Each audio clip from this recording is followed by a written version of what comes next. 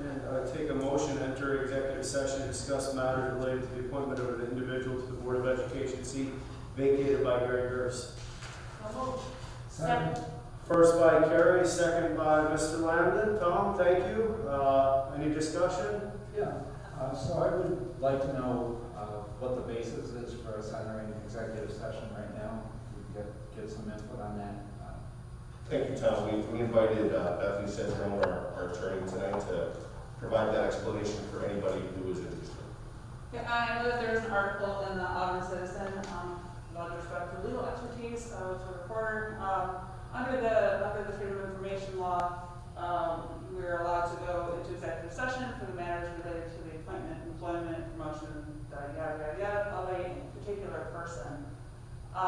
There are a couple of Committee on Open Government opinion letters out there, and I'll emphasize that those are advisory opinions, they are not binding, in which the Committee on Open Government states that it believes the plain language of that statute applies to the appointment of elected officials, but refers to a case that has been overruled and that discussed it in relation to elected officials. And again, the case has been overruled and had significantly different facts than something like this, a run-of-the-mill appointment, and I think is not applicable in this situation.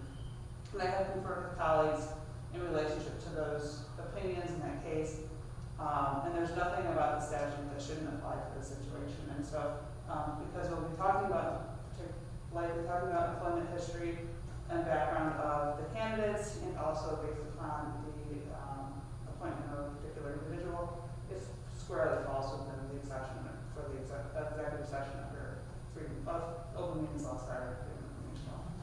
So that's why. Thank you very much, Bethany. Thank you. Any other questions? Any other concerns? Any statements on the fact that we're doing a closed door meeting or anything to that effect that is all over social media? I would also just add that we never discuss personnel in public, ever. And that's a very similar situation that we're dealing with now. Great. The approach has been public.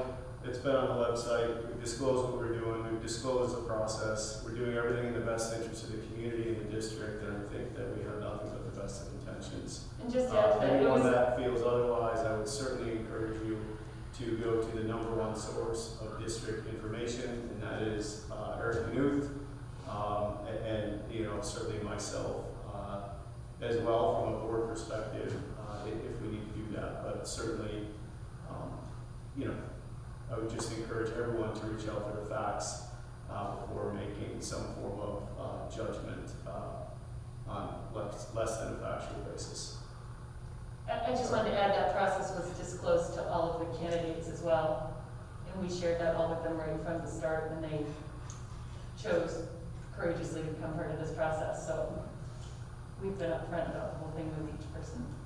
And I guess I would just like to add, I think the point person to go to would be Mr. Cow, not Mr. Knut, as he has not been a part of this process.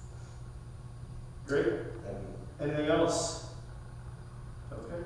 All those in favor of entering executive session for the reasons I stated previously, please say aye. Any opposed? Great, thank you. We are now going into executive session. Mr. Knut, I assume you will not be joining us for this? I will not join you. Here's my office is set up for you guys to meet. Thank you.